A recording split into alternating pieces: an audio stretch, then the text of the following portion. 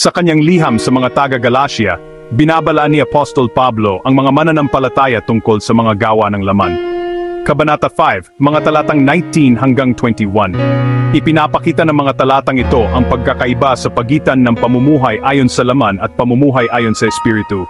Sinisimula ni Pablo sa pamamagitan ng pagtukoy sa mga gawa ng laman na dapat kilalanin at iwasan ng mga mananampalataya. Sinasabi sa talata 19, ang mga gawa ng laman ay hayag. Naipapakita ang mga ito sa pamamagitan ng ating mga gawa at pagpili. Pagkatapos ay inilista ni Pablo ang mga gawang ito bilang babala sa lahat ng mananampalataya. Hindi lamang ito mga mungkahi, kundi mga seryosong babala tungkol sa ating kalagayang espiritual. Suriin natin ang bawat isa sa mga gawa ng laman na ito. Ang pag-unawa sa mga ito ay tumutulong sa atin na lumakad sa espiritu. Ang listahan ni Pablo ay komprehensibo at mapanghamon. Tinatawag tayo nito sa tapat na pagsusuri sa sarili sa harapan ng Diyos. Ngayon, tingnan natin kung ano ang partikular na tinutukoy ni Pablo. Ito ang mga gawang naghihiwalay sa atin sa kaharian ng Diyos kung magpapatuloy tayo sa mga ito. Sexual na imoralidad, karumihan, at kahalayan. Kinakatawan ng mga ito ang pagkasira ng disenyo ng Diyos para sa sexualidad at kadalisayan ng tao. Pagsamba sa mga Diyos-Diyosan at pangkukulam. Kasama rito ang pag-una sa anuman kaysa sa Diyos o paghahanap ng kapangyarihan mula sa mga pinagkukunang iba sa Kanya. Pagkapot, hindi pagkakasundo, paninibugho. Sinisira ng mga ito ang pagkakaisa at pagmamahal na ninanais ng Diyos sa Kanyang mga tao. Silakbo ng galit, makasariling ambisyon.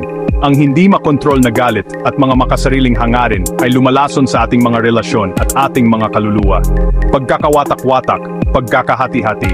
Lumilikha ang mga ito ng pagkakawatak-watak sa katawan ni Kristo. Pinaghihiwa-hiwalay ang ninanais ng Diyos na maging buo. Inggit, paglalasing, mga kalaswaan. Kinakatawan ng mga ito ang paghahabol sa mga pansamantalang kasyahan na sa huli ay nakakasira.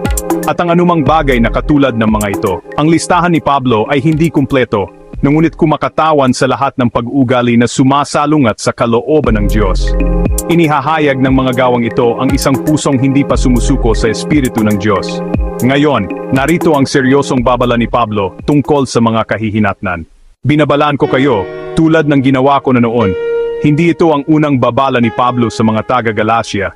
Ang kanyang paulit-ulit na babala ay nagpapakita ng kanyang malalim na pagmamahal at pagmamalasakit para sa kanilang espiritual na kapakanan. Ang mga namumuhay ng ganito ay hindi magmamana ng kaharian ng Diyos. Hindi ito isang banta, kundi isang espiritual na katotohanan.